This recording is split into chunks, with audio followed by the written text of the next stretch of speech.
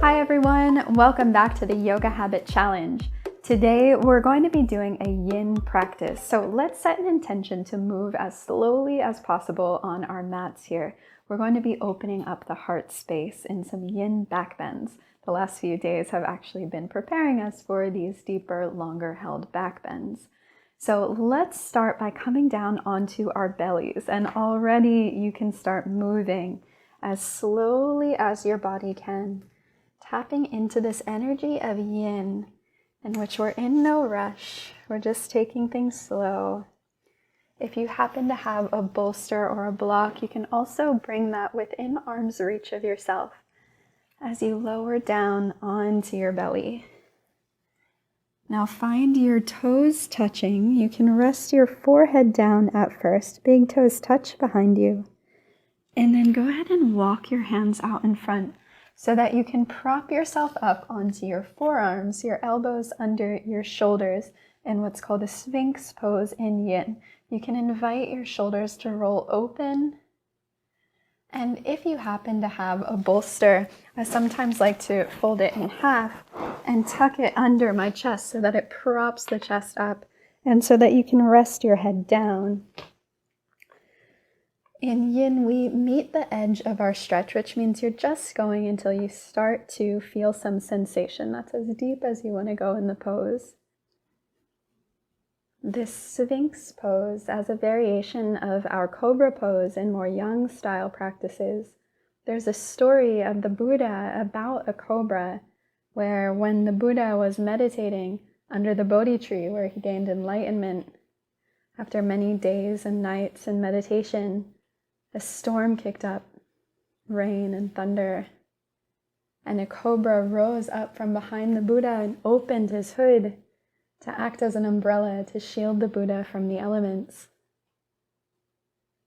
So whenever I'm in this pose, I like to tap into that energy of the cobra, compassion from a very unexpected source, an act of selflessness.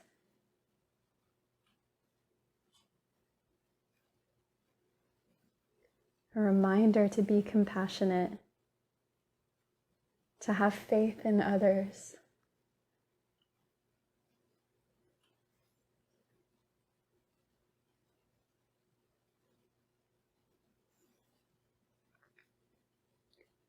You may notice as you breathe that your edge might recede. Maybe you can get a little deeper, and if that's the case, you can press into your palms, lift your heart, roll your shoulders back into a variation that we call seal.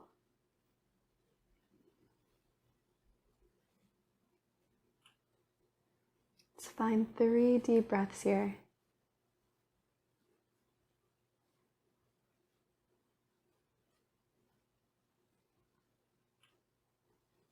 And then exhaling to slowly melt your way back down. You can remove your bolster, your prop if you are using one, and find your way into a resting crocodile pose, forehead to the hands.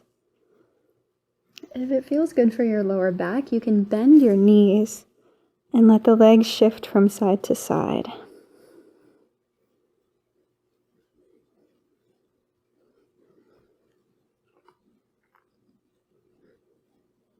And then slowly lowering them down, bring your hands alongside your chest and inhale as you press yourself up to all fours. Take a child's pose here, a counter stretch for the lower back so your knees are together so your back can really round over your thighs. And find some slow, even breaths in which it feels like you're breathing into the space at your lower back.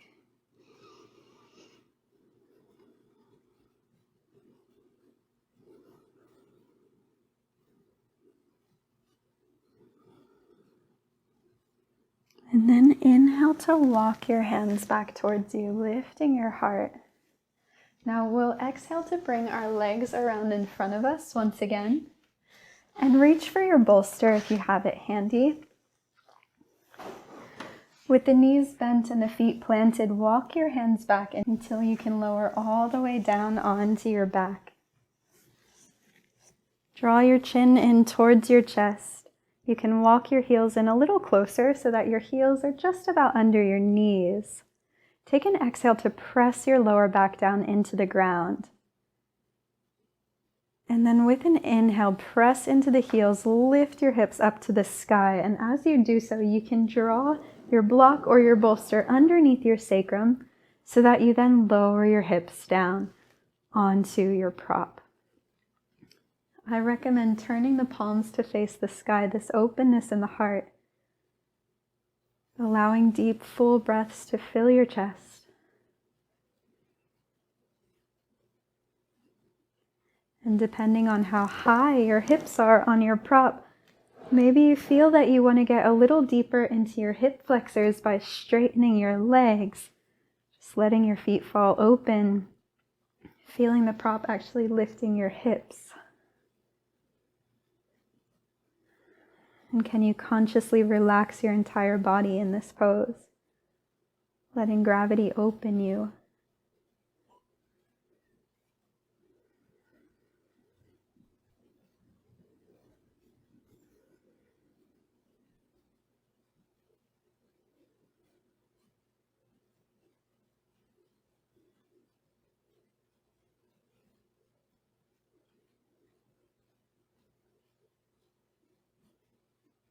Let the stillness of the body bring stillness to your mind. The Yoga Sutra says that the purpose of yoga is chitta vritti nirodha, which is stilling the fluctuations of the mind. When the body is still, the mind is still.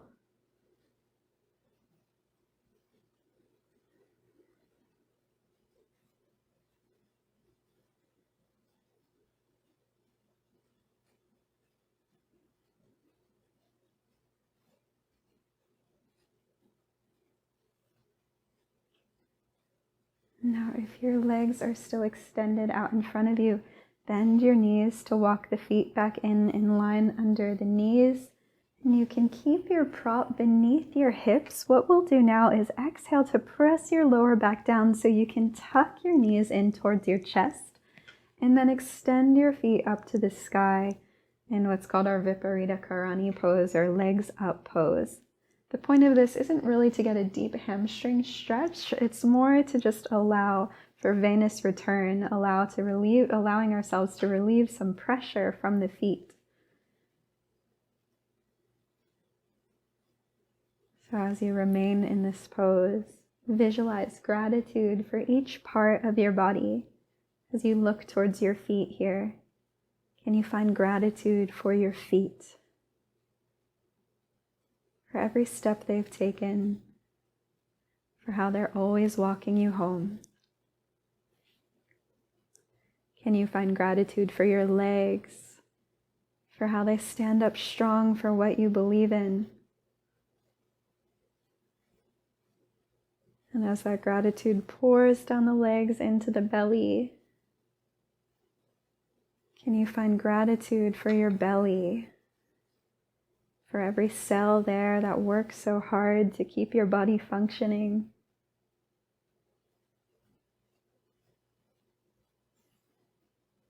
And as that gratitude flows into your chest, can you find gratitude for every breath, for every beat of your heart?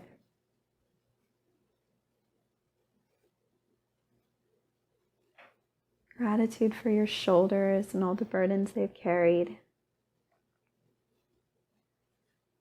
Gratitude for your arms and your hands and all the love that they've shown.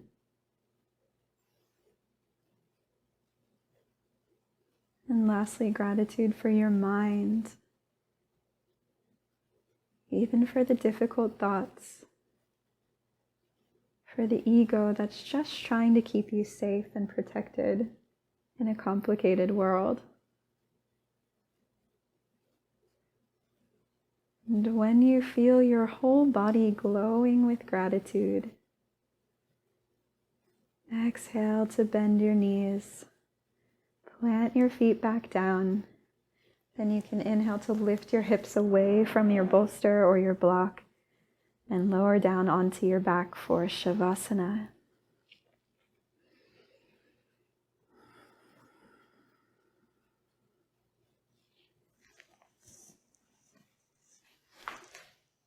so much gratitude for you, my sweet friends, for joining the Yoga Habit Challenge. Thank you so much. I'll see you on the mat tomorrow. Om Shanti, Shanti, Shanti.